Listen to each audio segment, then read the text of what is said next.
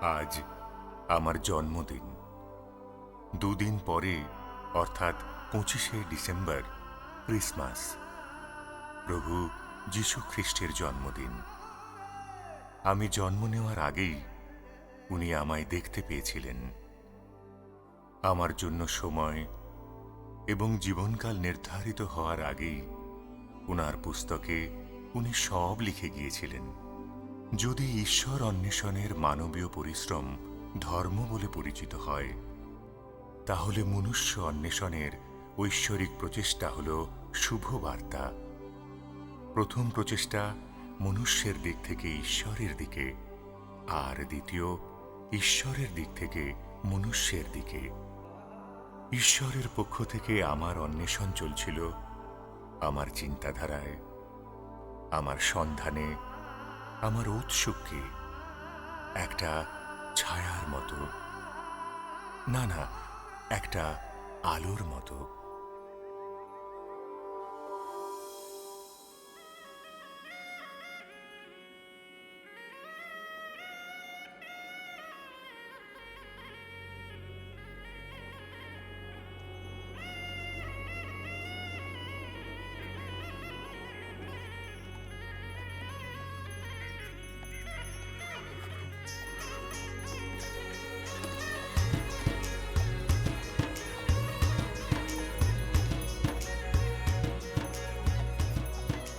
বাবু, প্রত্যেক দিন সবাই আকাশের দিকে বারবার তাকাতে থাকে। যদি কালো মেঘ চোখে পড়ে, এক ফোঁটা বৃষ্টির জল গায়ে এসে পড়ে। 3 বছর ধরে মাটি শুকনো পড়ে রয়েছে বাবু। ক্ষেত জমি আর মন দুটোই মুষড়ে পড়েছে।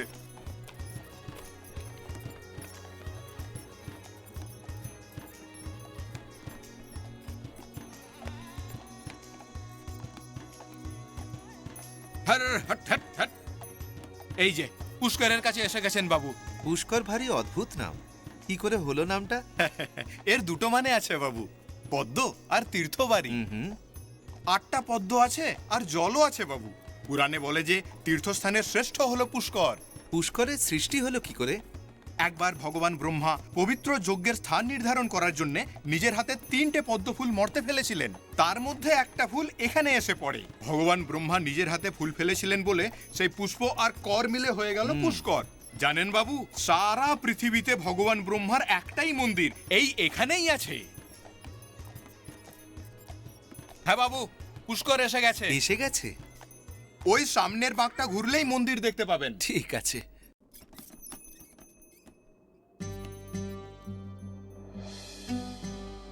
আরেকটা কথা বলি, হ্যাঁ বাবু, আজকের দিনে এই সরোবরে এসে অনেক লোক প্রার্থনা করে। হ্যাঁ বাবু। এই নাও। আপনার নাম কি বাবু? ভক্ত সিং। ও,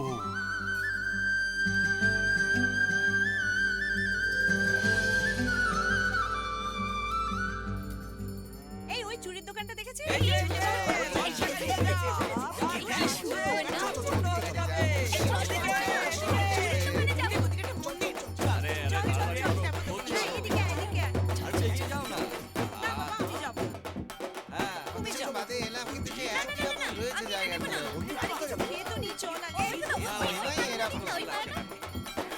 চলো চলো ওদিকে নিয়ে দেখা যাক। কত লোক এখানে আছে কেমন আছেন দাদা?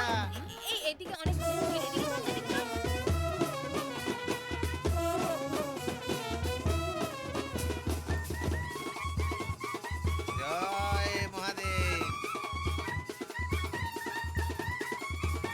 আচ্ছা, আচ্ছা, ওইটা দেখান তো একটুখানি। হ্যাঁ, ঢুকে পড়েছি।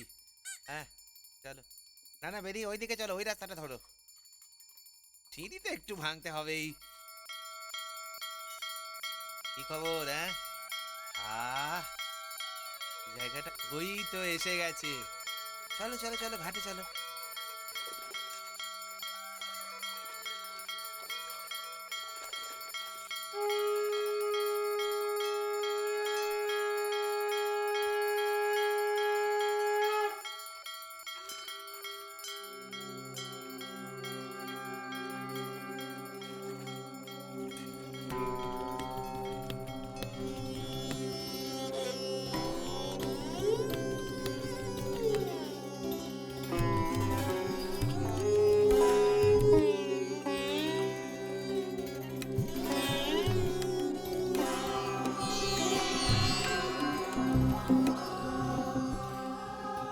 হে প্রভু পরমেশ্বর,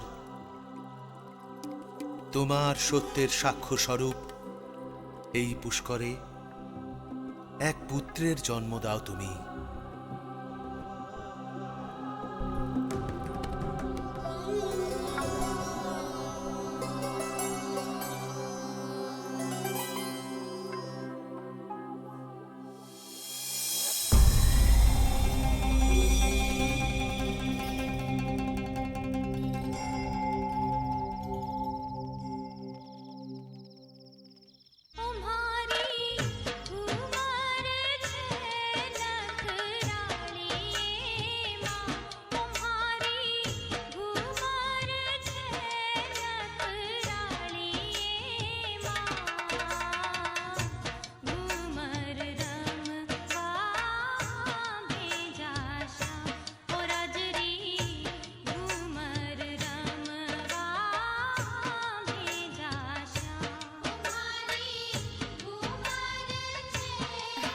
দেখেছো কি সুন্দর না? শুনছেন? একবার উপরে আসুন এক্ষুনি। আমি দেরি করছেন কেন? হলো কি? আমি একটু আসছি।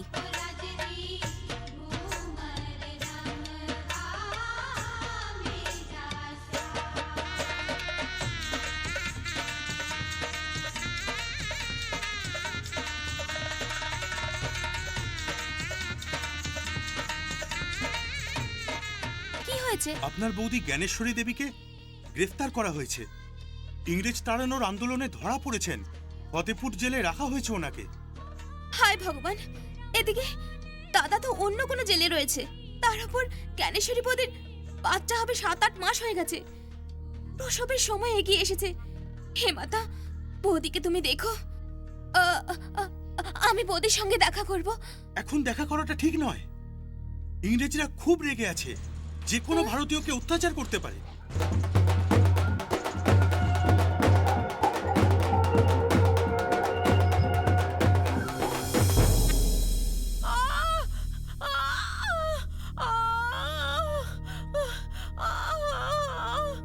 কেউ আছো? একবার এদিকে এসো।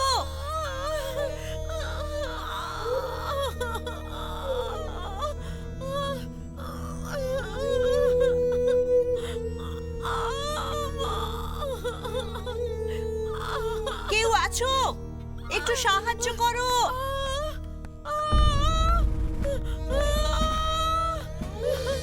কেউ আসবে না, বেচারি।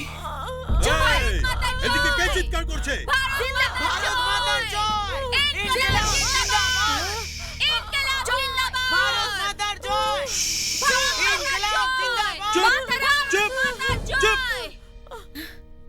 ও, তুমি তাহলে জওহরলাল নেহেরুর বোন? Am I right? জেলার সাহেব, মেয়েটা প্রসব যন্ত্রণায় কষ্ট পাচ্ছে, ওকে অন্য ঘরে নিয়ে যেতে হবে। স্যার, ইনি ন্যাশনাল কংগ্রেস পার্টির মহিলা নেত্রী, বেশ বড় মাপের বিপ্লবী। স্বাধীনতা সংগ্রামীরাও কাঁদে। রাস্তায় তোমরা কত ঢং করছিলে। এই মেয়েটার বাচ্চা এখানেই হবে। হ্যাঁ, তোমাদের বাচ্চা হোক, কিন্তু তাতে তোমরা স্বাধীনতা পাবে না, বুঝলে? এ তোমাদের অন্যায়, এ তোমাদের অন্যায়। আমি এই জেলেই আমার সন্তানের জন্ম দেব, এ লোহার গারদের পেছনেই। তুমি আমাদের স্বাধীনতা ছিনিয়ে নিতে পারো না। স্বরাজ আমাদের জন্মগত অধিকার।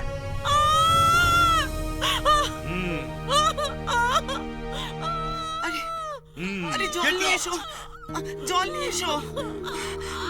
শান্ত হও, ধৈর্য ধরো, একটু সহ্য করো, একটু ধৈর্য ধরো।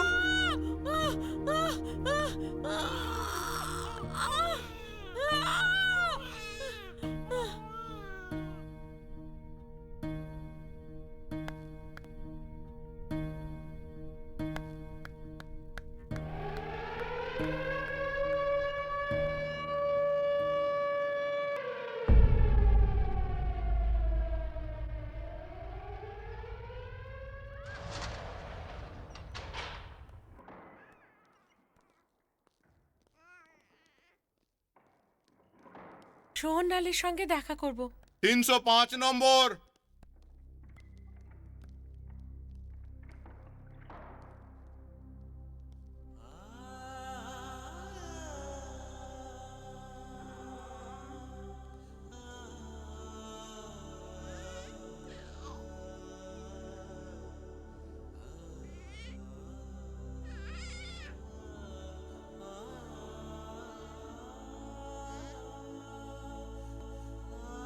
ধরম সোনা,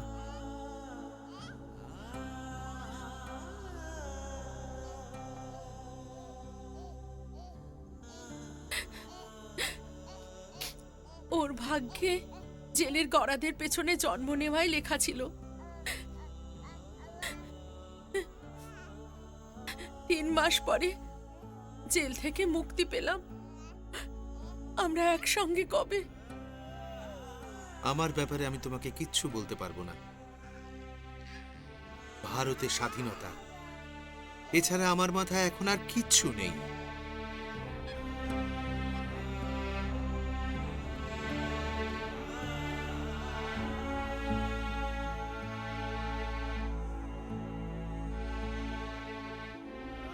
আমাদের মেয়ে শকুন্তলা আমাদের কাছ থেকে আজ পুরো 2 বছর হলো হারিয়ে গেছে। 2.5 বছর ধরে আমাদের মুগ্ধ করে শেষে একটা পাখির মতো উড়ে গেল। এই পুত্র সন্তান আমাদের প্রার্থনার ফল।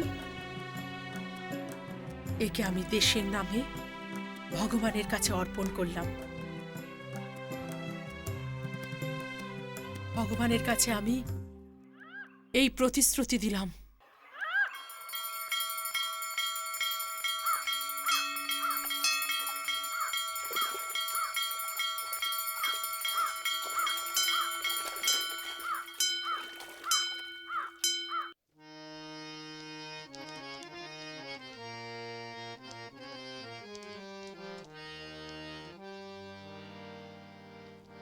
প্রেম ভক্তি ভরে মোর মুখে কথা নাই যে রে, মোর মুখে প্রেম ভরে কথা যেন না সরে। তব চরণে মন মস্তক নুয়ে পড়ে, চরম ভক্তি ভরে তব পদ মুছিয়া দে। তারপরে সুন্দর আসনে বসিয়ে দে, হাত দুটি জোড় করে যখনই তাকাই, প্রভু তব দর্শনে মোর মনে প্রেম ঝরে পড়ে। কি করে তোমারে বন্ধু না করে আমি, খুবই সাধারণ আমি, সব কিছু বুঝি না আমি। দিনহীন আমি এক সামান্য নারী, রঘুপতির বাণী শোনো। মা, তুমি কাঁদছো কেন? বাবা জেলে আছে বলে তাই কেঁদে চলেছ? মা, কেঁদো না, বাবা ফিরে আসবেই। না বাবা, তোর বাবার কথা ভেবে আমার চোখে জল আসেনি। প্রভুর কথা ভাবতে ভাবতে কখন চোখে জল এসে গেছিল। কি করি বলতো? প্রভু? সে কে মা? প্রভু তোমার পিতা। মা, আমার বাবা? বাবা তো জেলে আছে। প্রভু আমাদের দুজনেরই পিতা সোনা। মা, সেই পিতার সঙ্গে আমায় দেখা করিয়ে দাও। মা, কেন সেই পিতার সঙ্গে আমায় দেখা করতে নিয়ে যাচ্ছ না? ওনার সঙ্গে চাইলেই দেখা হয় না। যেদিন তার প্রেমের কথা জানতে পারবে সেদিন তিনি নিজে তোমার সঙ্গে এসে দেখা করবেন।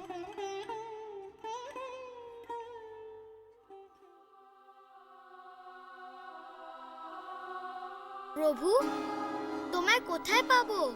কি করে খুঁজি তোমায়?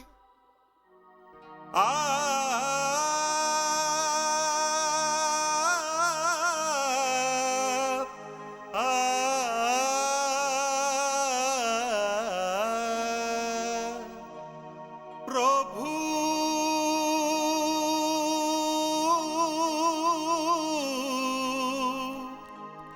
প্রভু তাড়াতাড়ি আয়, তাড়াতাড়ি আয়। প্রভু এই গোপীনাথজি।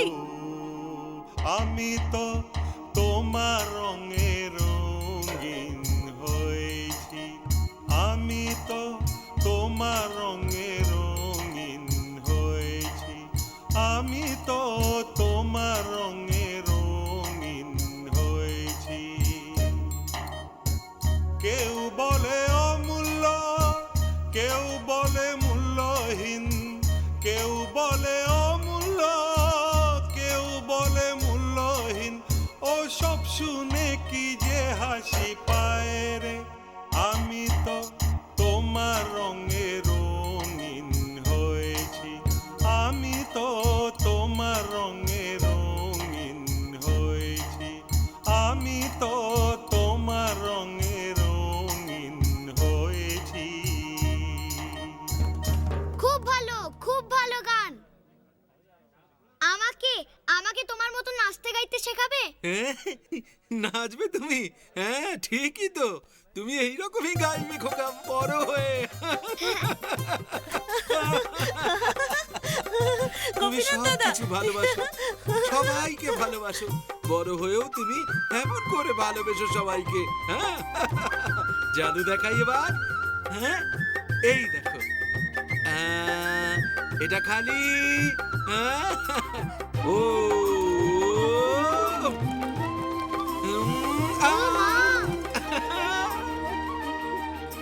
এই নাও, এটা তোমার।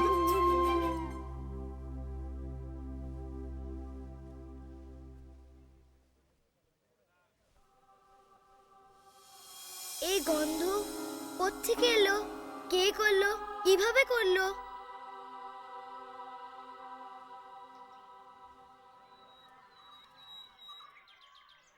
এখানে থাকেন? তোমার এখানে এসে ভালো লেগেছে? আর ধরম, শোনো, তুমি ওদের সঙ্গে খেলো, আমি এক্ষুনি আসছি। ধরতে পারে না, পালাও পালাও ওইদিকে। পারে না, পারে না। নমস্কার নমস্কার।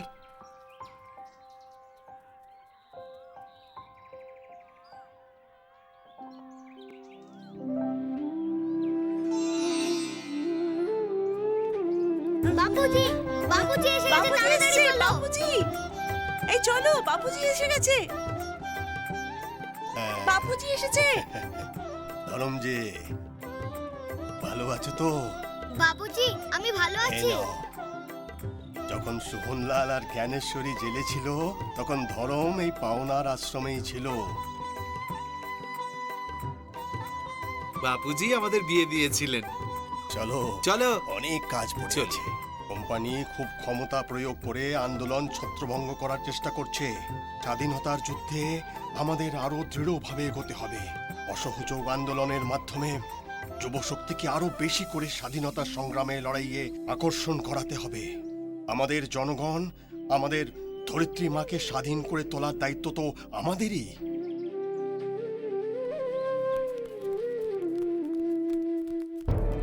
ইনকলাব ইনকলাব ইনকলাব, জোর জুলুম ইনকলাব ইনকলাব, ইংরেজ তোমরা ইনকলাব, ইংরেজ তোমরা ইনকলাব ইনকলাব, জোর জুলুম ভারত মাতার ইনকলাব ইনকলাব ইনকলাব ইনকলাব ইনকলাব ইনকলাব। আমরা ইংরেজদের বিরুদ্ধে কেন আন্দোলন করছি? স্বাধীনতা লাভের জন্য। আমরা তো কৃতদাস। স্বাধীনতা? হ্যাঁ। স্বাধীনতা কাকে বলে? স্বাধীনতার মানে হলো ইনকলাব ইনকলাব ইনকলাব ইনকলাব ইনকলাব সবাই এখনই এখান থেকে চলে যাও, নয়তো ব্রিটিশ পুলিশ তোমাদের লাঠি মেরে তাড়াবে। আমাদের শরীরে ভারতবর্ষের রক্ত বইছে, আমাদের পাঁচও স্বাধীনতার জন্য প্রস্তুত। তাহলে তোমাদের আর বেঁচে থাকার কোনো অধিকার নেই। মারো!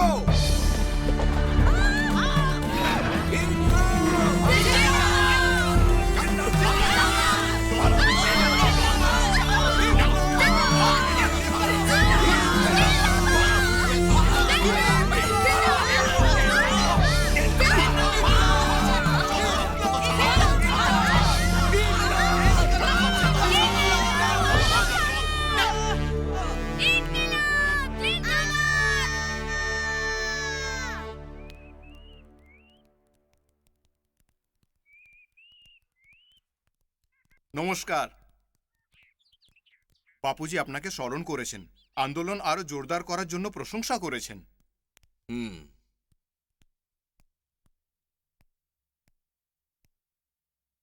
খ্রিস্টান মানে কি? এই খ্রিস্টান কথাটার মানেটা কি? এই প্রশ্নটা এই সময় কেন করছো তুমি? আমার বন্ধুরা বলে ইংরেজরা খ্রিস্টান। হ্যাঁ, ইংরেজরা খ্রিস্টান। যিশুকে যারা মেনে চলে তারাই হলো খ্রিস্টান। খ্রিস্টানরা যিশু খ্রিস্টকে ঈশ্বর বলে মনে করে, ওরা যিশুকে প্রভু বলে ডাকে। তা বলে ওদের ভগবান ওদেরকে বলেছে আমাদের ধরে ধরে মারতে? না বাবা, কখনো বলেননি। মহাপুরুষরা যা বলে যান তাদের অনুগামীরা সেই বাণী পালন করে না। যখন তুমি বড় হয়ে যাবে তখন সব বুঝতে পারবে।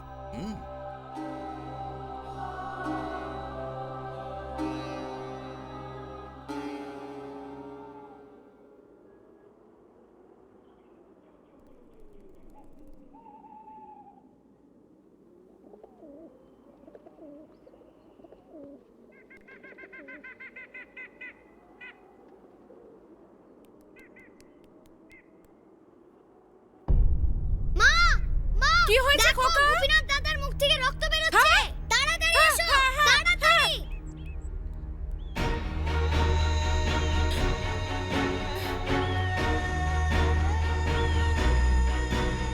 মা, মা, দেখো গোপীনাথ দাদার কি হয়েছে। মা, তাড়াতাড়ি এসো, দেখো না কি হয়ে গেল। কি হলো রে বাবা? জীবনের কোনো নিশ্চয়তা নেই, কে জানে কবে কি হয়ে যায়। মা, মা, আমি ওখানে যাব। মা, গোপীনাথ দাদার কি হয়েছে? গোপীনাথ আর নেই বাবা, মানে উনি মারা গেছেন খোকা। তার মানে মা আমিও মরবো? ধরো, এমন অলক্ষণে কথা মুখে আনে না বাবা। মা, এবার গোপীনাথ দাদাকে কি করবে? এবার ওনার মৃতদেহ শ্মশানে নিয়ে যাওয়া হবে, তারপর দাহ করবে। তাহলে আর গানও গাইবে না, জাদুও দেখাবে না? না বাবা, এই মৃত্যুর ঘটনাটা আমার শিশু মনকে প্রথমবার জীবনের ব্যাপারে চিন্তা করতে বাধ্য করেছিল। মনের মধ্যে নানা প্রশ্ন দেখা দিতে লাগলো, যে প্রশ্নের কোনো উত্তর নেই। আমি কে? এই পৃথিবীতে কেন এসেছি? আমি মরব কেন? মৃত্যু কি? মনটা কেমন অশান্ত হয়ে উঠেছিল।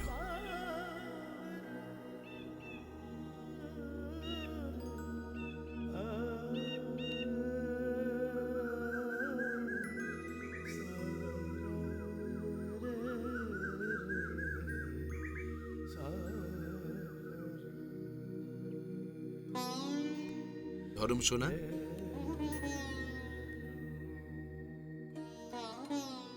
তোকা কি করছো তুমি?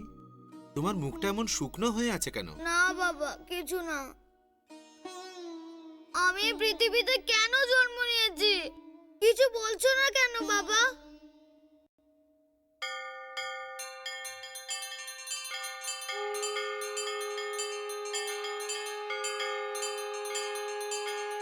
তুমি ভগবত গীতা পড়ো, সত্যের খোঁজ করো, তোমার সমস্ত প্রশ্নের উত্তর তুমি এতে পেয়ে যাবে।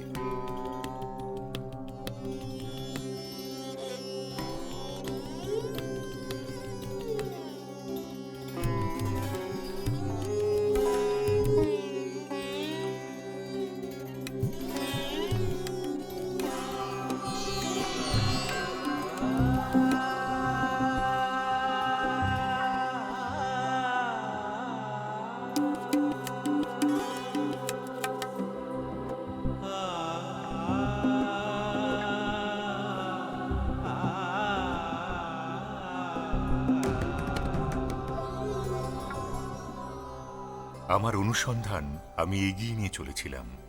ধন দৌলত, ধর্ম, আচার আচরণ, দর্শনশাস্ত্র ইত্যাদিতে তেমন আগ্রহ ছিল না। তবে সত্যের অনুসন্ধান করতে গিয়ে অসংখ্য বই আমি পড়ি। স্যার একটা কথা বলুন, যিশু কি ঈশ্বর ছিলেন? সত্য কাকে বলে? সত্যের অনুসন্ধান করতে হলে আমাদের অনেক পড়তে হবে, চিন্তা ভাবনা করতে হবে। স্যার, বেদ বেদান্ত, কুরআন শরীফ, শ্রীরামচরিত মানস, ধম্মপদ এবং অন্যান্য ধর্মগ্রন্থ আমি পড়েছি। পর্বতের ওপরে প্রভু যিশুর বলা বাণীগুলির দার্শনিক দিকগুলো কাল শ্রেণীকক্ষে আমি বুঝিয়ে দেব। স্যার, আমি আসলে জানতে চাই যিশু খ্রিস্ট কি সত্যি ঈশ্বর? এর উত্তর আমার চাই, একেবারে সৎ উত্তর চাই। স্যার, কাল রাতে একটা জিনিস অনুভব করলাম। অধ্যাপকের দেওয়া আজকের পড়া মুখস্থ করছিলাম।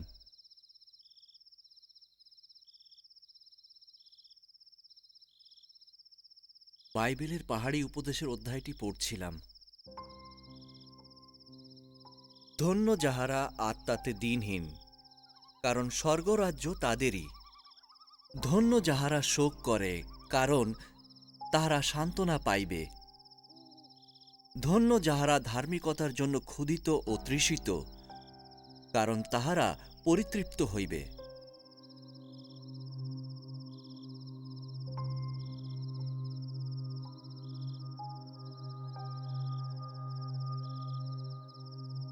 যিশুর পর্বত বিষয়ক বাণীগুলি আমাকে আকর্ষণ করে।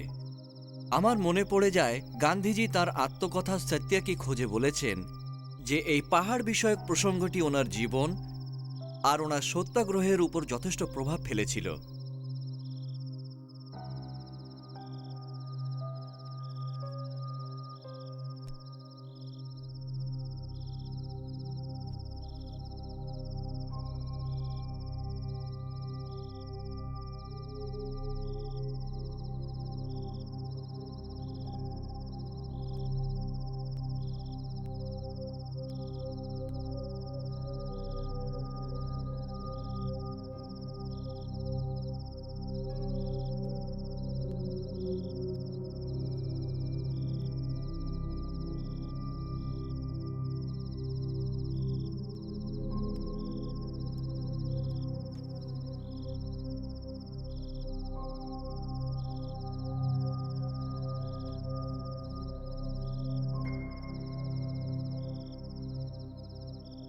একটা কথা কে যেন কানে কানে বলতো, ছোটবেলা থেকেই তুমি আমায় খুঁজছো।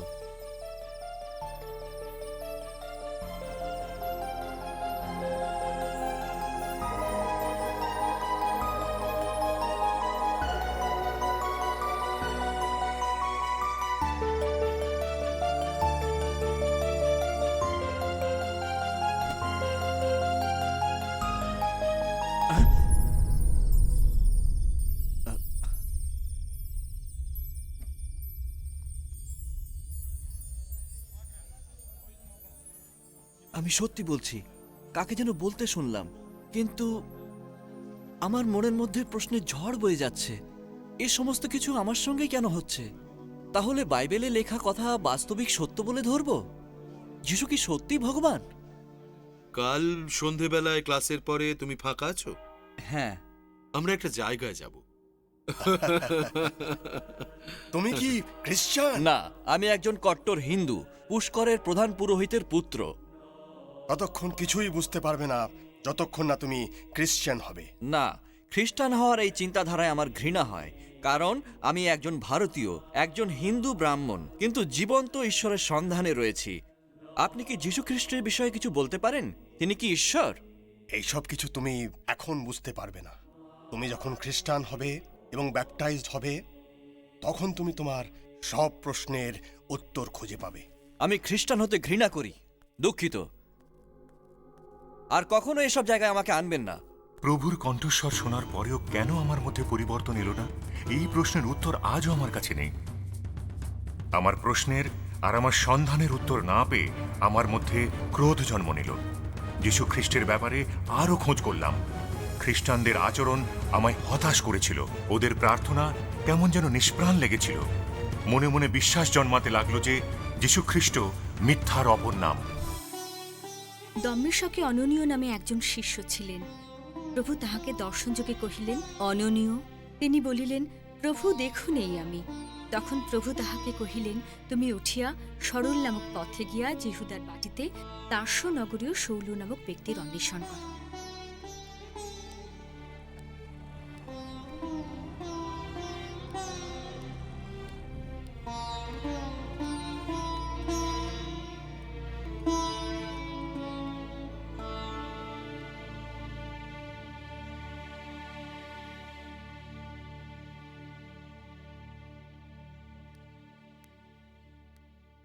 কোথায় মা হোপ, তাড়াতাড়ি করো। হ্যাঁ, আসছি বাবা।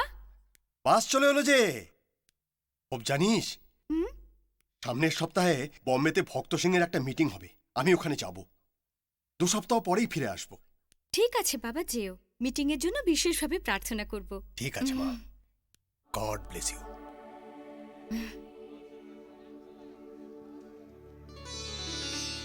এ নয় কোনো সাধারণ চিরাচরিত সম্ভাষণ। নক্ষত্রমালার থাকবে আলোকময় যোগদান, নির্মল বাতাস বইবে প্রফুল্ল বিচরণ, আকাশের কোণে কোণে চলবে রাগিনীর আলাপন। না তুমি কিছু বলবে, না আমি কিছু শুনবো, এ যেন গতিহীন বিরামের একটানা স্পন্দন। এসো না এ পথে, আমি যাব না ও পথে, খুলবে না মোর আঁখি শত আহ্বানে, থাকবো সেখানে যেখানে ছিলেম পড়ে, সে পথে যেও না তুমি, আমি রব না সে পথে। বাহ বাহ বাহ বাহ, ধন্যবাদ। সাধু সাধু। ধন্যবাদ। আমি আসি তবে।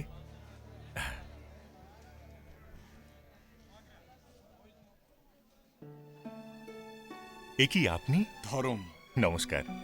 আমি বন্ধুদের মুখে তোমার কথা শুনেছিলাম, কিন্তু এতটা বুঝিনি। তোমার লেখা তো যথেষ্ট সুন্দর, আর তোমার ভবিষ্যৎও কিন্তু উজ্জ্বল। ধন্যবাদ স্যার।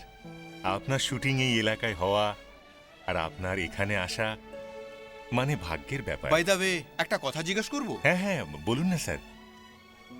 দেখুন, কবিতা লেখা তো আমার ছোটবেলার শখ। নমস্কার ভরতভূষণ বাবু, আপনার সিনেমা আমি দেখি, ভীষণ ভালো লাগে। এরপরে কোন সিনেমা বেরোচ্ছে? চলছে, সেটারই কাজ চলছে। আচ্ছা চলুন, হ্যাঁ, নমস্কার। এসো। এখন আপনি? উনি বিরাট অভিনেতার প্রযোজক, তাও কত ভদ্র ব্যবহার। এদিকে শোনো একবার। বলুন। শোনো,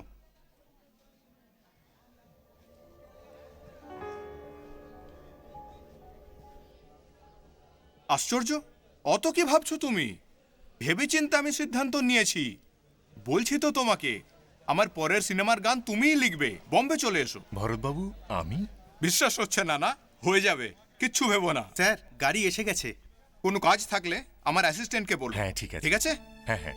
সিনেমার জগতে পা দেওয়ার সেই আমন্ত্রণে আমার জীবন পাল্টে দেওয়ার হাতছানি লুকিয়েছিল। সেই সময় আমি টাইমস অফ ইন্ডিয়া আর প্রেস ট্রাস্ট অফ ইন্ডিয়া সমাচার এজেন্সির প্রাদেশিক সম্পাদক ছিলাম। সেই বছরেই আমার কবিতার বই রশ্মি কিরণ রাজস্থান সাহিত্য আকাদেমি পুরস্কার লাভ করেছিল।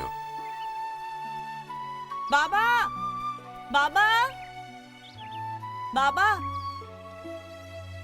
বাবা, তুমি আজকের কাগজে এই খবরটা পড়েছো? কি একটা খবর রে? সুখবর আছে। সুখবর? হ্যাঁ, কি লিখেছে একটু পড়ে শোনা না। পড়ছি।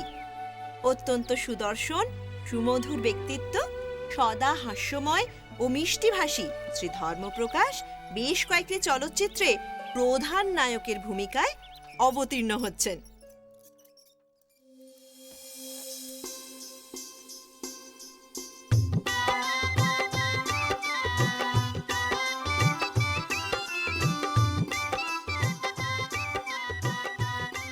ছায়াছবির গান লেখার জন্য আমি মুম্বাইয়ে চলে গেলাম। ওখানে প্রসিদ্ধ অভিনেত্রী মধুবালার অনুরোধে আমি অভিনেতা হিসেবে স্ক্রিন টেস্ট দিই। 1958 সালে সিনেমা প্রযোজক ও নির্দেশক কেদার শর্মা ওনার সিনেমায় অভিনয় করার জন্য আমায় আমন্ত্রণ জানান।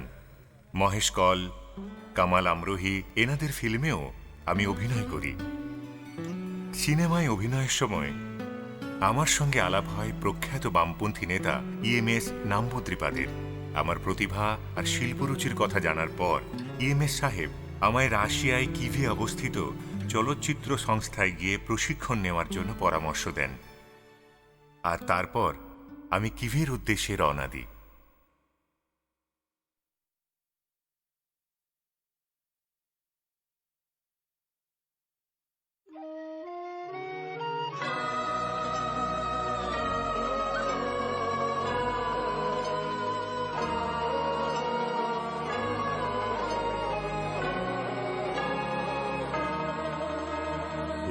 Есть на княжем острове книга голубиная, но не всяк туда пройдет. রাশিয়ায় পৌঁছে Сторону были 3 মাস কেটে যাবার পর ভারতবর্ষে ফিরে আসার জন্য একটা জরুরি টেলিফোন যায়। আমি তৎক্ষণাৎ ভারতের জন্য রওনা হই। হ্যালো, হ্যাঁ মা, তো মা,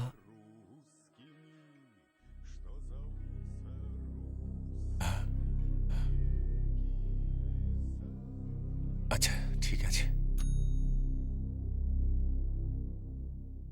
কিডনি নষ্ট হয়ে যাওয়ার ফলে তাড়াতাড়ি মায়ের অপারেশন করা হয়। কিছু জটিলতার ফলে অপারেশনের পরে জ্ঞান ফিরে আসেনি। 5 দিন কেটে যায়, মা চোখ খোলে না।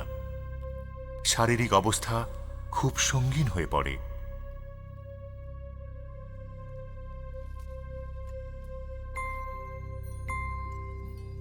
মা, মাগো,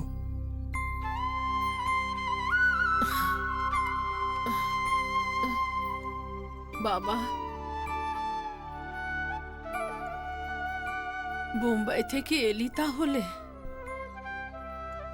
না মা, আমি রাশিয়ার কিভে সিনেমার বিষয়ে পড়াশোনা করতে গেছিলাম মা।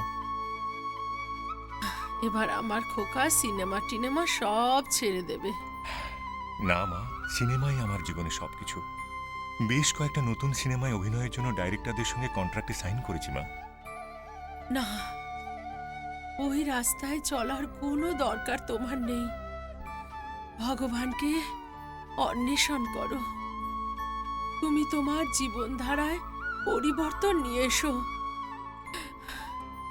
তোমার বোন শকুন্তলা মাত্র 2 বছর আমাদের সঙ্গে থাকার পর এই পৃথিবী ছেড়ে চলে যায়।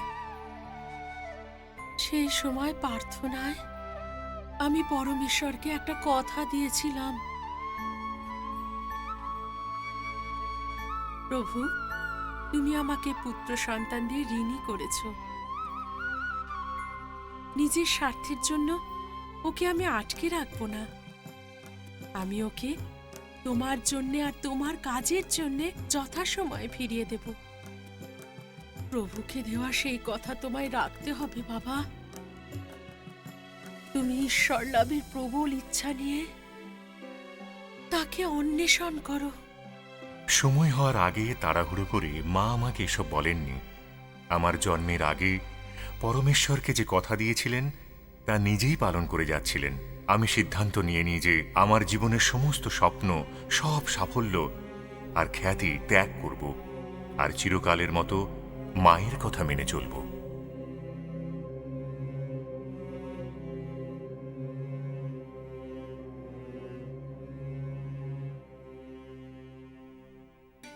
পরের দিন মাকে দেখতে হাসপাতালে গিয়েছি। সেখানে একটা মুখ চোখে পড়ল। এমন একটা মুখ দেখে মনে হলো যেন বহুদিনের চেনা। হ্যাঁ, এ তো সেই মেয়ে যে বারবার আমার স্বপ্নে দেখা দিত। সেই মুখ, সেই চোখ, সেই রূপ। কি ব্যাপার? কি নাম আপনার? Hope Christina. কার মেয়ে আপনি? সেসব জেনে আপনার কি কাজ? তাছাড়া আপনাকে বলতে যাব কেন? চলো ওদিকে যাই।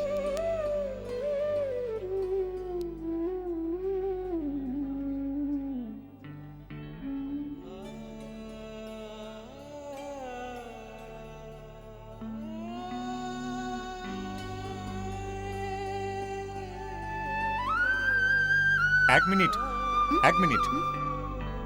তোমাকে একটা কথা বলার ছিল। কি? তোমাকে সবসময় এখানে দেখি। তুমি এখানকার কি নার্স? আমি নার্স নই, আমার আন্টি এখানকার নার্সিং সুপারিনটেন্ডেন্ট। কি হবে জেনে? আমি এখনো বিয়ে করিনি। একটি মেয়ের অন্বেষণে রয়েছে এখনো। তোমায় আমার খুব ভালো লাগে।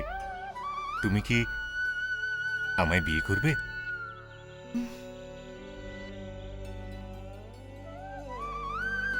আমি তোমার বাবার সঙ্গে দেখা করতে যাব।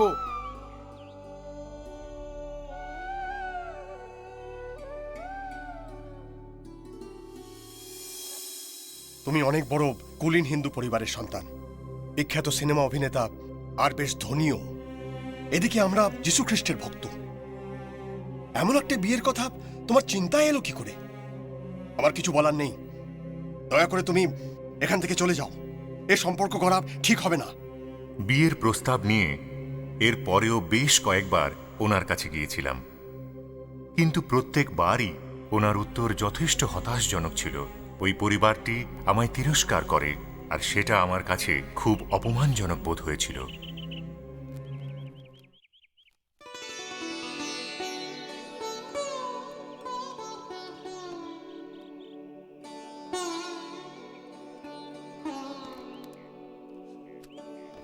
বেশ কিছুদিন পরে আমার জীবনে হঠাৎই একটা ঘটনা ঘটে। দাদা বাবু, আপনার সঙ্গে একটা মেয়ে দেখা করতে এসেছে। মেয়ে?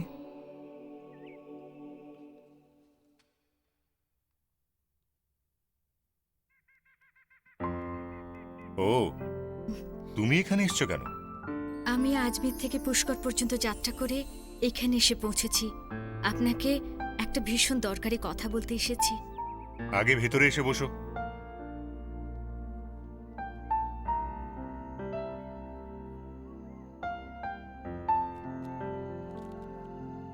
বলো, কি বলতে এসেছো? আপনাকে বিয়ে করায় আমার সম্মতি আছে। আমি যিশুকে মানি না। শুধু তাই নয়, আমি খ্রিস্টানদের ভীষণ ঘৃণা করি। তোমার বাবা তো মানবেন না, তাও তুমি আমাকে বিয়ে করবে? আমি এই সিদ্ধান্ত নিইনি, আমার প্রভু নিয়েছেন। আমি চললাম, যা বলার তা পরে আপনি জানিয়ে দেবেন।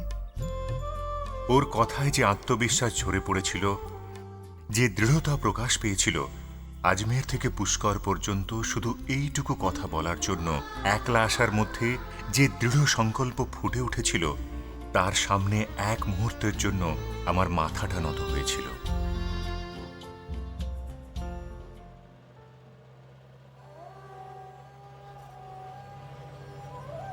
উনিশশো 61 সালের 14ই আগস্ট হোপ ক্রিস্টিনা আর আমি খুবই ঘনিষ্ঠ কয়েকজন বন্ধু বান্ধবের উপস্থিতিতে একেবারে সাধারণভাবে আচার অনুষ্ঠানের মাধ্যমে স্বামী স্ত্রীতে পরিণত হই।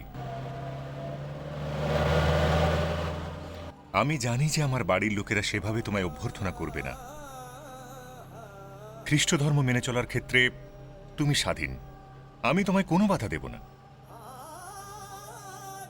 তুমি গির্জায় যেতে পারো, বাইবেল পড়তে পারো, কিন্তু কোনো অবস্থাতেই বাইবেলের ব্যাপার তুমি আমার উপর চাপাবে না। আমার ধর্ম পরিবর্তনের চেষ্টা পর্যন্ত করবে না, ওটা আমার একদমই পছন্দ নয়।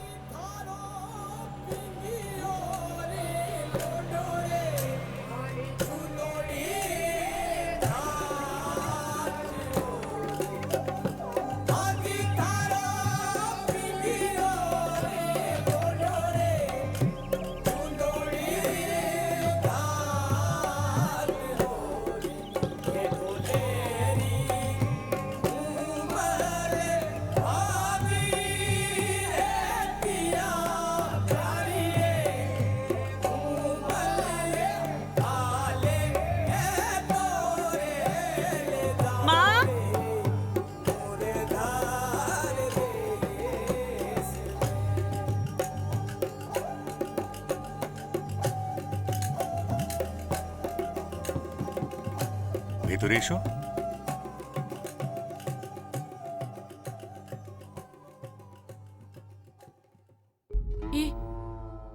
এ কে ধরম? মা, এ তোমার বৌমা। প্রণাম করো।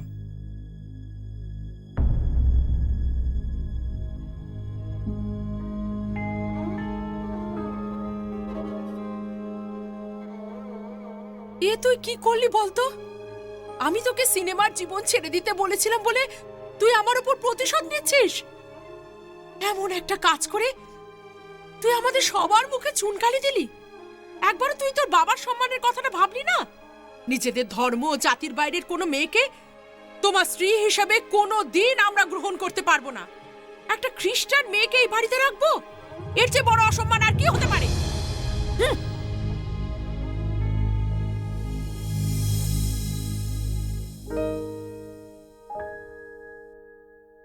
বৌদি চলো।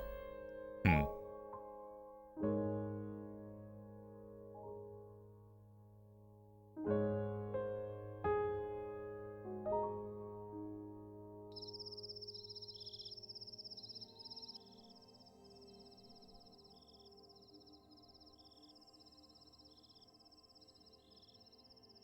হোপ,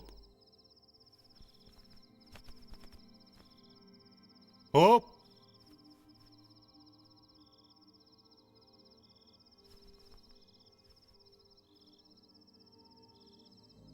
হে ঈশ্বর, তুমি যে কাজের জন্য আমাকে এখানে এনেছো তা যেন সম্পূর্ণ হয়।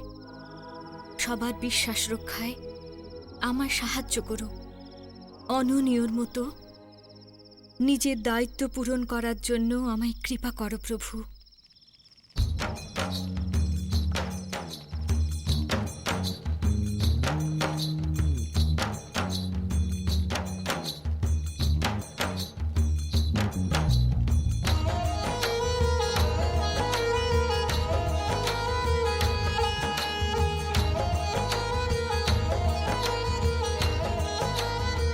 এ কি মা, আপনি এখন গিয়ে বিশ্রাম করুন, এসব আমি করে নেব।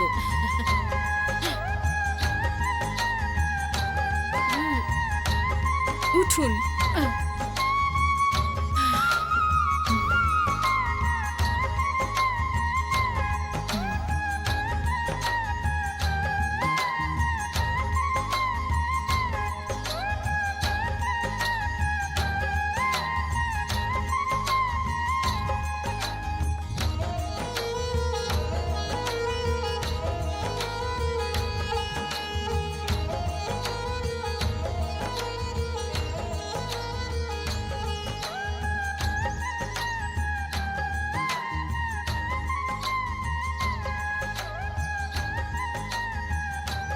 বড় ভালো বউ হয়েছে, সব দিকে কত খেয়াল। হ্যাঁ, ঠিকই বলেছে। একসঙ্গে বিবাহিত জীবনে 13টা বছর অতিবাহিত করার পথে ও শুধু আমার বাবা মায়েরই নয়, ওই শহরে আমাদের চেনা জানা প্রত্যেকটি মানুষের হৃদয় জয় করে নেয়।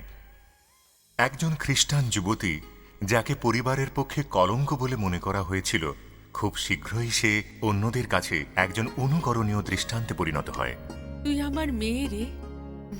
আমার ছেলেটা তো থেকেও নেই, কিন্তু আমি খুব ভালো বৌমা পেয়েছি। আমি কি তোকে আশা বলে ডাকতে পারি?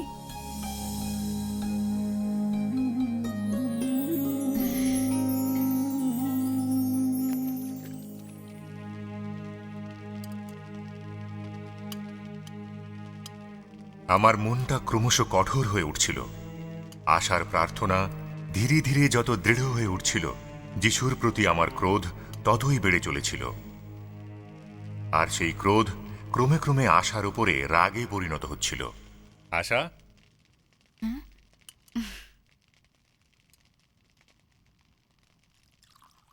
কি রান্না করছো? আলুর তরকারি।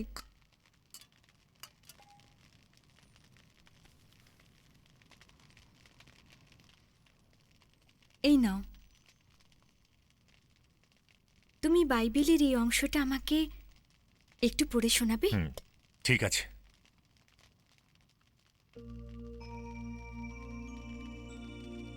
সদা প্রভু আমার পালক, আমার অভাব হইবে না। তিনি তৃণভূষিত চরানিতে আমাকে শয়ান করান, তিনি বিশ্রাম জলের ধারে ধারে আমাকে চালান।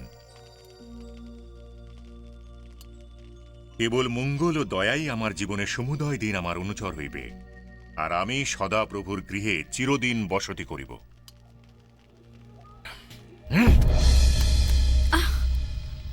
তোমায় কতবার বলেছি আমি যে এই বাইবেল নিয়ে আমার কাছে আসবে না?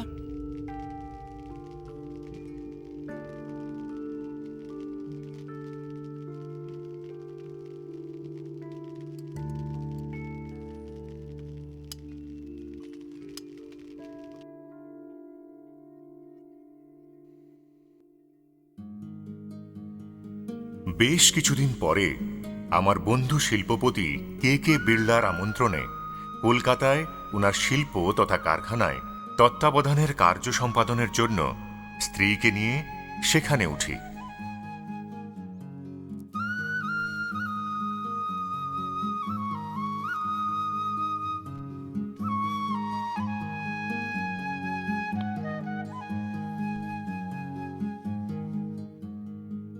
আজ তুমি একটু তাড়াতাড়ি বাড়ি আসতে পারবে? কিসের জন্য? উপদেশ দিতে আজ একজন শহরে আসছেন। আমার একান্ত ইচ্ছে এই যে তুমি ওনার সঙ্গে একবার দেখা করো। ওনার নাম কি? ভক্ত সিং, সুসমাচার বাণীর একজন ভালো বিখ্যাত বক্তা। একবার ওর সঙ্গে দেখা করো। না, আমার কাছে সময় নেই। প্রভু আপনাকে ওখানে নিয়ে যাবেন, আমার সম্পূর্ণ বিশ্বাস আছে। সম্পূর্ণ বিশ্বাস আছে যে তোমার প্রভু আমায় ওখানে নিয়ে যাবেন, তাও আবার বিশ্ব ব্যাংকের মিটিং থেকে উঠিয়ে? আমার প্রার্থনা আপনি ওনাকে একবার দর্শন। আমি তোমায় বলেছি না যে আমার সময় নেই, আমি যেতে পারবো না?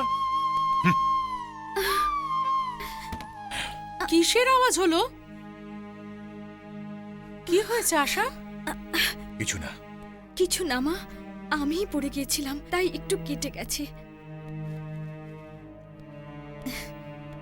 তুমি যাও, সন্ধেবেলা শিগগির ফিরো। আসি মা।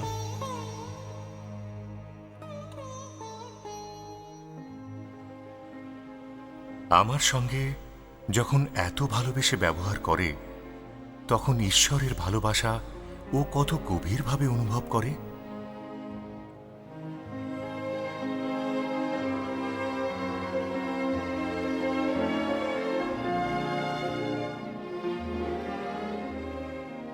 মা, সেই পিতার সঙ্গে আমায় দেখা করিয়ে দাও। ওনার সঙ্গে চাইলেই দেখা হয় না। যেদিন তার প্রেমের কথা জানতে পারবে, সেদিন তিনি নিজে তোমার সঙ্গে এসে দেখা করবে।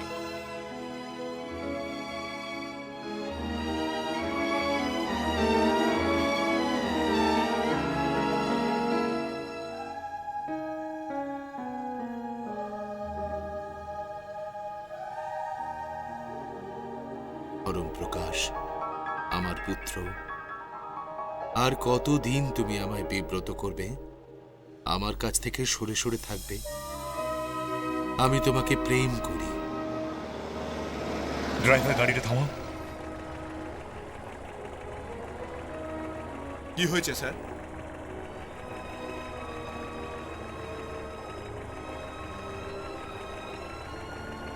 কিছু না, চলো। বহু বছর আগে কলেজের ছাত্রাবাসে যে কণ্ঠস্বর শুনেছিলাম, এ যেন ঠিক সেই কণ্ঠস্বর। আশার প্রার্থনার ফলস্বরূপ অদ্ভুতভাবে আমার সেদিনকার সমস্ত কাজকর্ম নির্দিষ্ট সময়ের আগেই শেষ হয়ে গেল। বাড়ি ফিরে গিয়ে আশার সঙ্গে সেই ভক্ত সিংয়ের কাছে গেলাম, কিন্তু দেরি হয়ে গেছিল। আমার পৌঁছনোর একটু আগেই উনি মুম্বাইয়ের পথে রওনা হয়ে গিয়েছিলেন।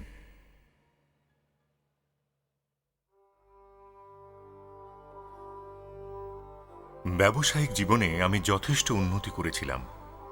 বিড়লা এবং VH ডালমিয়ার কোম্পানিতে উচ্চ পদে আমি ছিলাম। আমার জীবন সাফল্যে পরিপূর্ণ ছিল। তবে আমার জীবনে আমি বহুবার পরিবর্তন আনার চেষ্টা করেছিলাম, কিন্তু সমস্ত চেষ্টা সাফল্যের দোরগোড়ায় পৌঁছয়নি। সে সময় আমি রামপুরে ডালমিয়া ইন্ডাস্ট্রিজের তত্ত্বাবধানে ছিলাম।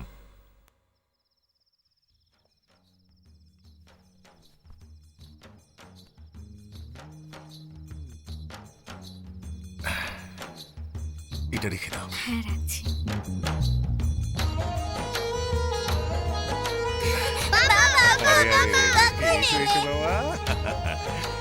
আশা, বাবা কোথায়? ওনার ঘরে। দুদিন ধরে ওনার পায়ে খুব ব্যথা। আমি গরম জল করে সেঁক দিয়েছি। আশ্চর্য, সে কথা আমায় বলনি কেন? শোনার জন্য তোমার সময় কোথায় বলো? তুমি তো সব সময় ব্যস্ত। আমি এঁকেছি। বাহ, খুব সুন্দর হয়েছে। বাবা, তুমি আজ কোথাও যেও না। সন্ধ্যেবেলায় সবাই বেড়াতে যাব, আর মা বলেছে যে আমাদের সবাইকে চার্চে নিয়ে যাবে। মাকে বলো বাড়িতে বসে প্রার্থনা করলেই যথেষ্ট কাজ হবে।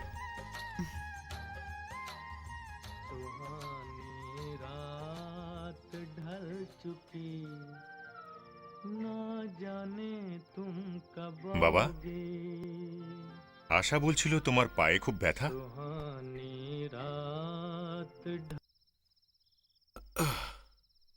এমন কিছু নয়, ওসব হয়।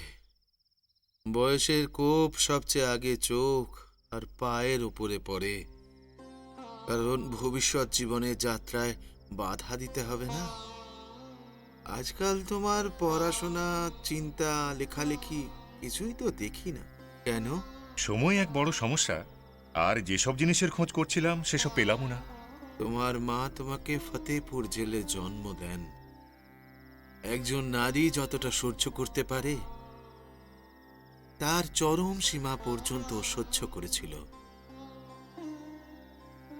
তোমায় বড় করার সময় একটা স্বপ্ন দেখেছিলাম যে তুমি দেশের সেবায় নিয়োজিত একজন দেশ সেবক হয়ে উঠবে।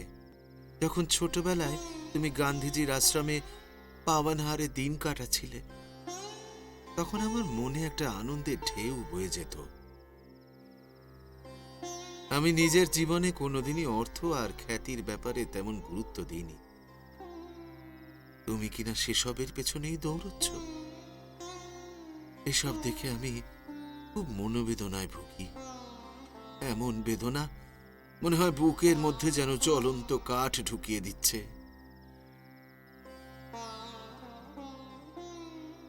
আমার ছেলে কোটি কোটি টাকার সম্পত্তির মালিক। এ কথা শোনার চেয়ে যে কথা শুনতে বেশি পছন্দ করব তা হলো আমার ছেলে হাজার হাজার মানুষের সেবা করে, একজন সামাজিক কর্মী সে। আমার পায়ের ব্যথা বেড়ে চলেছে, তা সত্ত্বেও আমি আবার পুষ্করে যাচ্ছি। এখনো দেশের জন্য আমার কিছু করণীয় আছে। আশা ছিল তোমাকে সঙ্গে করে নিয়ে যাব, কিন্তু সে প্রতীক্ষার এখানেই সমাপ্তি টানছি।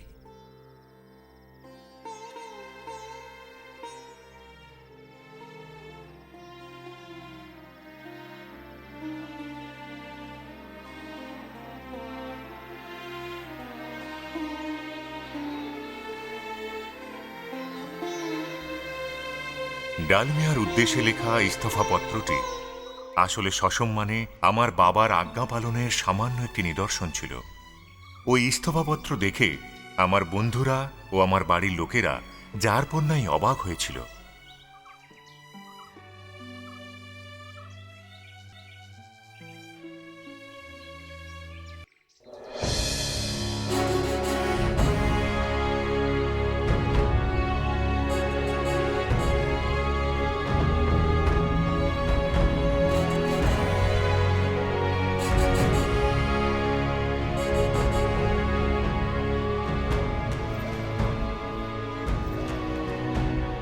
কর্পোরেট জগৎ থেকে আমি চিরদিনের জন্য বিদায় নিই। খুব বেশি দেরি না করে আমি রাজনীতিতে প্রবেশ করি। কংগ্রেস পার্টির সদস্য হিসেবে শুরু করি, তারপর রাজস্থান প্রদেশ কংগ্রেস কমিটিতে যোগদান করি।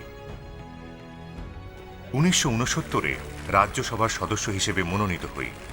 1973 সাল পর্যন্ত সাংসদ থাকার পরে রাজস্থান প্রদেশ কংগ্রেস কমিটির সর্বোচ্চ পদে আমাকে নিযুক্ত করা হয়। নমস্কার। এতে জল না থাকার ফলে গ্রামের অবস্থা খুবই শোচনীয়। আমাদের গ্রামে যদি চাষের জন্য জলের সুবিধা না পাওয়া যায়, তাহলে চাষ না করতে পেরে, না খেতে পেয়ে মরবো আমরা। সংসদীয় নিয়ম দেখে শুনে শিগগিরই কিছু একটা সিদ্ধান্ত নিতে হবে। ঠিক আছে। এই ব্যাপারটায় খোঁজ খবর নিয়ে 1 সপ্তাহের মধ্যে সবকিছু জানাও।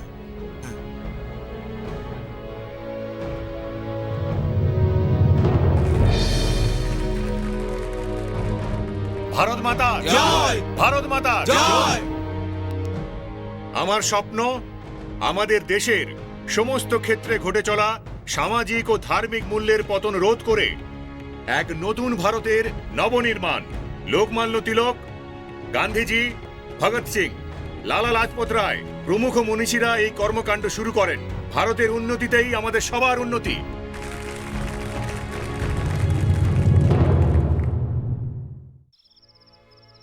ওই গ্রামের পঞ্চায়েত প্রধানের সঙ্গে কথা হলো? না। কবে হবে? কালকেই। তাড়াতাড়ি কথা বলে কি হলো জানাও। আর তুমি ওর সঙ্গে কথা বলেছো? হ্যাঁ। তাহলে সমস্ত ব্যাপার সংসদে কবে যাবে? বুধবার। শিগগিরই পাঠাও। আচ্ছা। নয়তো কালেক্টর সাহেব কিচ্ছু করতে পারবেন না সময় শেষ হওয়ার আগে। জানো তো পরশু পর্যন্ত সময় রয়েছে। ধন্যবাদ। আপনার কাজ কত দূর এগোলো? ফাইল তৈরি হয়ে গেছে, কাল উদ্বোধনের কাজ 10টায় রাখা হয়েছে। ঠিক আছে। এবার একটু বিশ্রাম করে নিন, ক্লান্ত হয়ে গেছেন। ঠিক বলেছ, ক্লান্তিটা বেশ অনুভব হচ্ছে। আপনারা খেয়ে দিয়ে যাবেন। আর এখন না ম্যাডাম, অনেক দেরি হয়ে গেছে, আমরা চলি।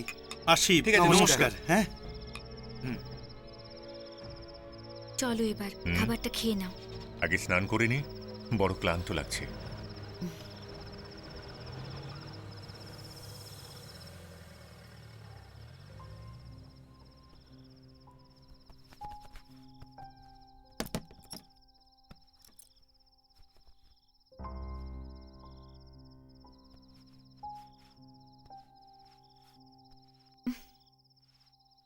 কি হয়েছে ওর আজ?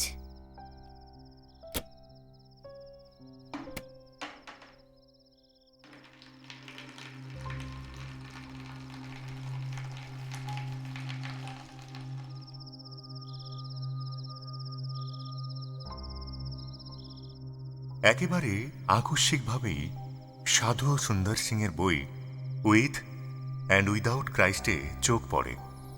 আশা বইটা পড়তে পড়তে টেবিলে ফেলে রেখেছিল।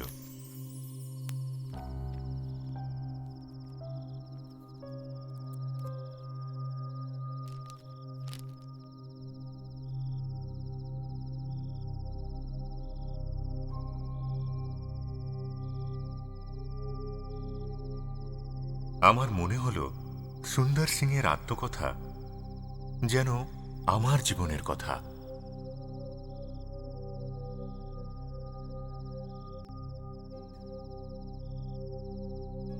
পাঞ্জাবের রামপুরে এক বিশাল গমের জমির মালিক, যথেষ্ট ধনী একজন সর্দারের পুত্ররূপে 1889 এর 3রা ডিসেম্বর সুন্দর সিং এর জন্ম হয়।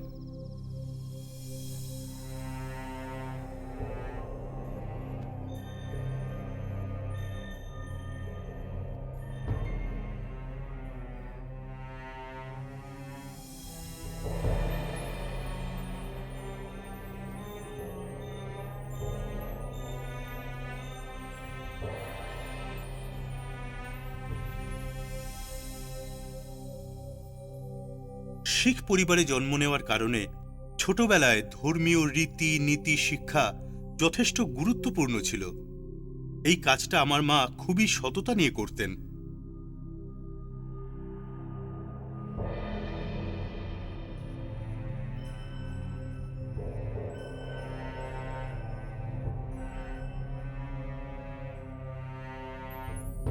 মা, তুমি কাঁদছো কেন? বাবা জেলে আছে বলে তাই কেঁদে চলেছ? মা, কেঁদো না, বাবা ফিরে আসবেই। একজন পুরোহিত মশাইকে বারবার জিজ্ঞাসা করতাম যে আমার আত্মা বিষয়ক সমস্যার কি সমাধান। উনি বলতেন যে তোমার সমস্যাটি ভারী অদ্ভুত।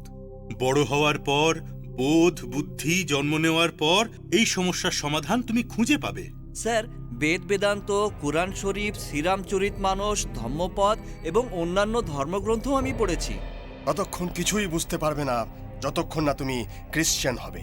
না, খ্রিস্টান হওয়ার এই চিন্তাধারায় আমার ঘৃণা হয়, কারণ আমি একজন ভারতীয়, একজন হিন্দু। তাহলে বাইবেলে লেখা কথা বাস্তবিক সত্য বলে ধরব? যিশু কি সত্যি ভগবান?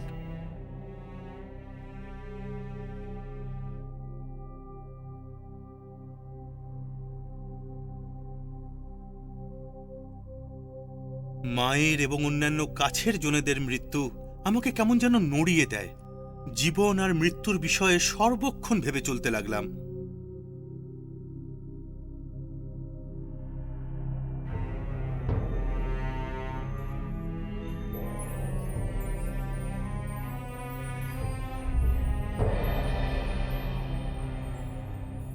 বাইবেল পড়ব না, এই একগুঁয়েমির জন্য আমেরিকান মিশনারিজদের স্কুল ছেড়ে সরকারি স্কুলে যেতে হয়। বাইবেল একটা ভণ্ডামি, এরকম কিছু প্রচার করার খুব ইচ্ছা হয়। একদিন সবার সামনে একটা বাইবেল ছিঁড়ে আগুন ধরিয়ে দিই। ঈশ্বর উপলব্ধির জন্য অস্থির হয়ে ঘুরতে লাগলাম। অবশেষে ঠিক করলাম, আমার প্রশ্নের উত্তর না পেলে রেলগাড়ির সামনে ঝাঁপ দিয়ে আত্মহত্যা করব।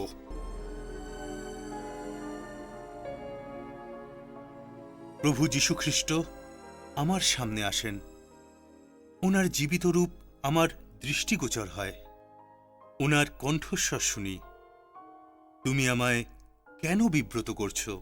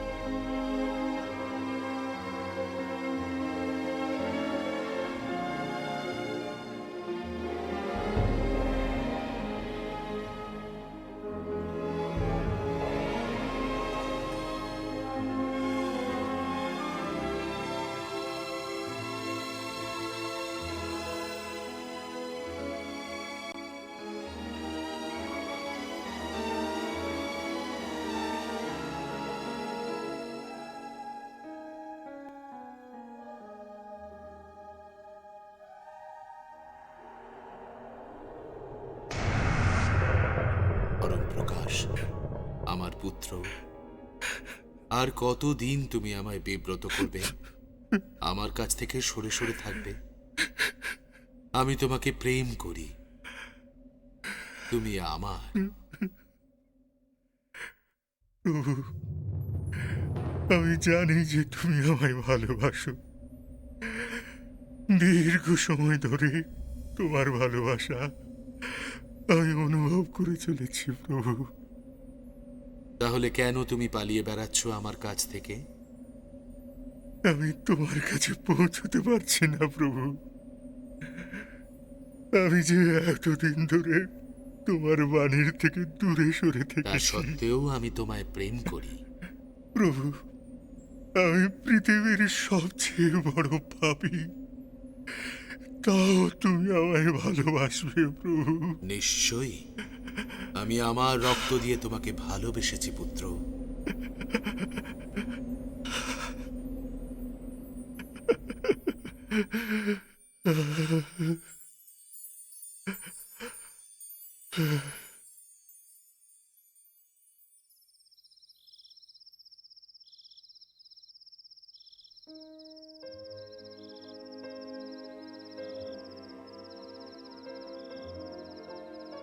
এমন এক অনুভূতি যার অভিজ্ঞতা আগে কখনো হয়নি। নিজের মধ্যে পাপ বোধ কুরে কুরে খেতে লাগলো। চোখ দুটো জ্বালা করতে লাগে। নিজের অজান্তে জলে ভরে ওঠে। শরীরের ক্ষমতা হারিয়ে ফেলে মেঝেয় লুটিয়ে পড়লাম। অজ্ঞান হয়ে ওই জায়গায় প্রায় 2 ঘন্টা পড়েছিলাম। আশা, আমি প্রভু যিশুর দর্শন পেয়েছি। আমি যিশুকে প্রেম করি। এখন আমি তাঁর। আমার অন্যায় তুমি ক্ষমা করে দাও আশা।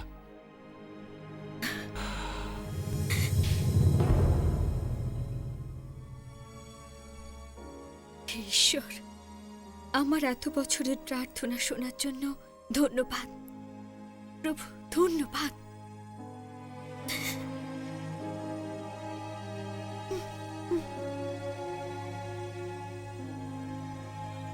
1976 মে মাসে গুজরাতের মুখ্যমন্ত্রী হিতেন্দ্র দেশাইয়ের সঙ্গে দেখা করতে আহমেদাবাদ যাচ্ছিলাম। রাস্তার পাশে হোর্ডিং দেখে আমি জানতে পারি যে ভক্ত সিং একটি সম্মেলনে বক্তব্য রাখার জন্য ওখানে এসেছেন।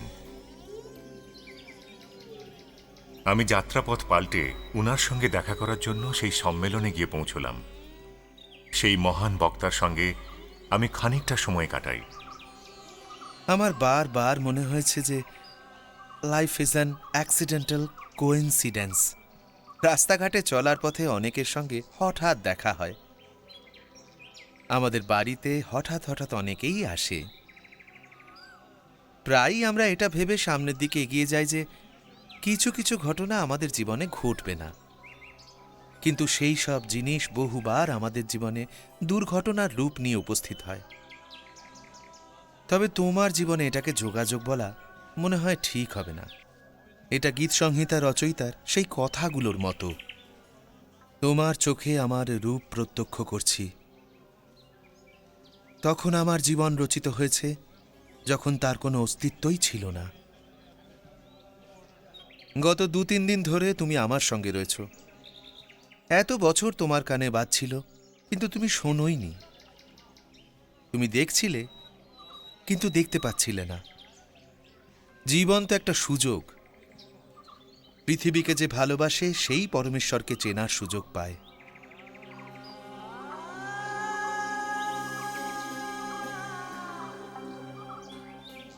ধরমপ্রকাশ শর্মা এই সুযোগ এবার আর হারাবে না। এই হলো পরমেশ্বরের উদ্দেশ্যে আমার হৃদয়ের সাড়া।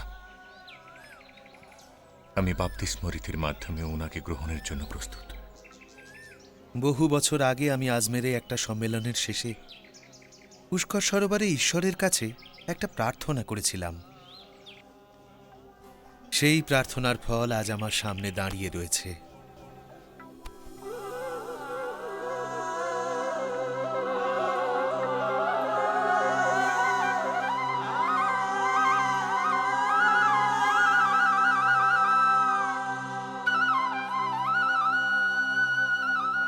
রাজনীতি এবং আত্মার সেবা ধর্ম দুটোই একসঙ্গে চালিয়ে যাওয়ার চেষ্টা বেশ কিছুদিন ধরে চলেছিল, কিন্তু সে বড় কঠিন কাজ ছিল।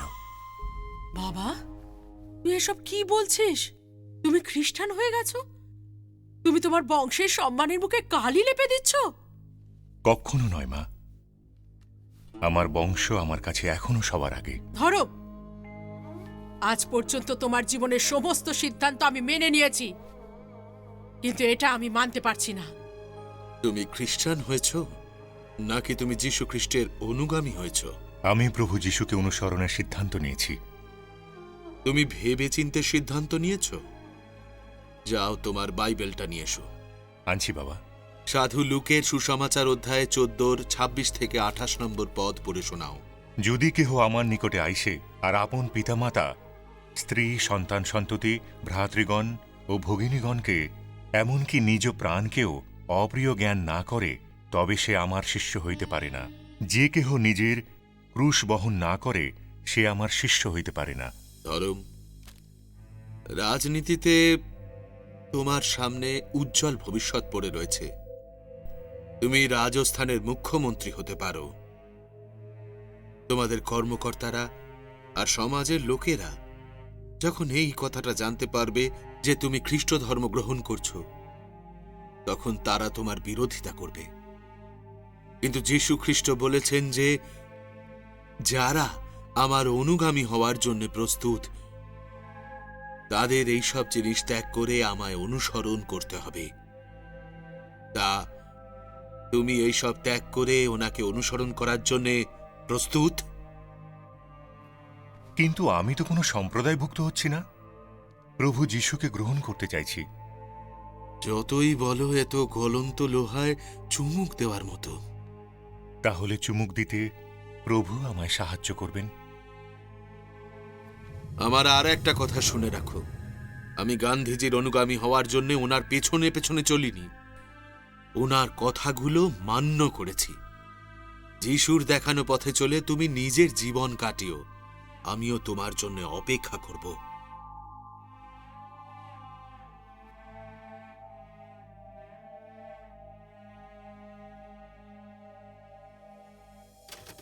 শ্রদ্ধেয় ইন্দিরাজি, দেশের সামগ্রিক পরিস্থিতি বড়ই উদ্বেগজনক। বর্তমান অবস্থায় হয়তো সেটাই স্বাভাবিক। ঠিক সেই রকমই আমার জীবনেও রাজনীতির পরের অধ্যায়ে ঈশ্বর এক পূর্ণ উদ্দেশ্যে দিক নির্দেশ করছেন, আর সেটাই হলো সত্য। বাপুজির স্বপ্ন ছিল সত্যের খোঁজ করা, আমিও সেই স্বপ্ন লাভের চেষ্টা করেছি, তবে সেই পূর্ণতা রয়েছে প্রভু যিশুর মধ্যে। দেশোদ্ধার এবং দেশ নির্মাণ প্রভুর দেখানো পথে চলেও সম্ভব হতে পারে। আমার মতে এই পথে চলাই শ্রেয়। তাই রাজনীতি থেকে অবসর নিয়ে সেই মহান পথে চলতে চাই। দয়া করে আমার রাজনীতি ত্যাগের সিদ্ধান্তটি গ্রহণ করবেন। ইন্দিরাজি, আপনি আমার ইস্তফাপত্র গ্রহণ করুন। এই সিদ্ধান্তটা তোমার কি পুরোপুরি সঠিক মনে হয়? ভুল মনে হওয়ার মতো তো কিছু দেখছি না। আমিও বাইবেল পড়েছি, কিন্তু তারপরে আমি কি রাজনীতি ছেড়েছি? এটা আমার ব্যক্তিগত সিদ্ধান্ত, বলতে পারেন অন্বেষণের ফল। আমি এই ইস্তফা গ্রহণ করতে ইচ্ছুক নই। তুমি এখনো যুবক, জীবনের পথে আরো অনেক বাধা অতিক্রম করতে হবে তোমায়। আরো একবার ভেবে দেখো।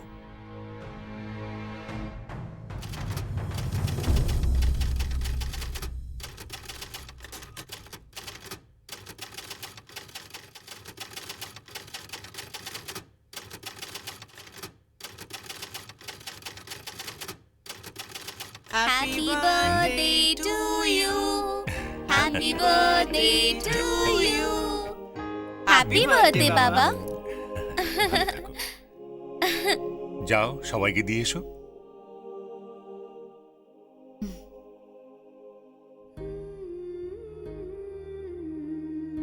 মা চলে গেছে 9 মাস হতে চলল। এই জন্মদিনে মা যদি আমার সঙ্গে থাকতো। কেন ভাবছো বলো তো? পুরোপুরি সজ্ঞান অবস্থায় প্রভু যিশুকে গ্রহণ করার পরই মাই পৃথিবী থেকে বিদায় নিয়েছেন। এখন যীশু খ্রিস্টের কাছেই আছেন।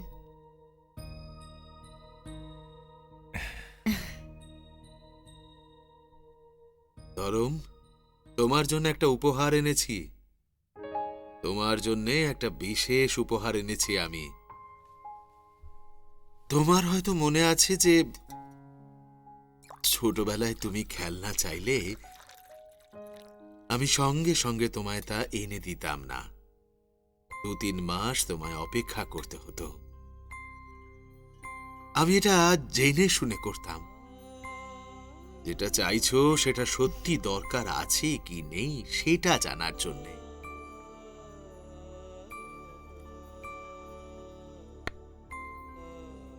বিগত 10 বছর ধরে আমি তোমার উপর লক্ষ্য রাখছিলাম। তোমার জীবন, তোমার কর্ম, এই সব আর কি। তুমি সঠিক পথ খুঁজে পেয়েছো। সাধারণত বাবা মা ছেলে মেয়েদের পথ দেখায়, কিন্তু তুমি যে পথ ধরে এগিয়ে চলেছ সেই পথে এবার আমিও চলব।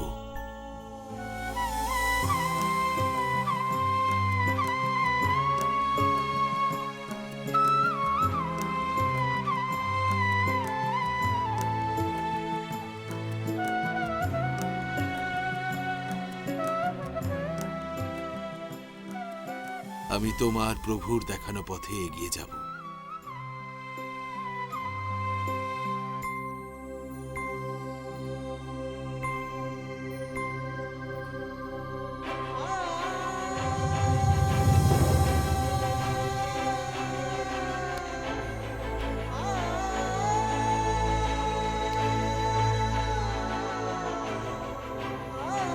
বাবা ধরো। আজ 23শে ডিসেম্বর 2011, আবার একটি জন্মদিন।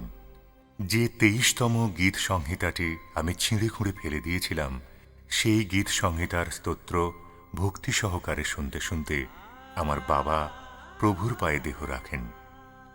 আমার এই 3 দশকব্যাপী ক্রমাগত অন্বেষণ নানান অবস্থার মধ্যে দিয়ে আজ এখানে পৌঁছে দিয়েছে।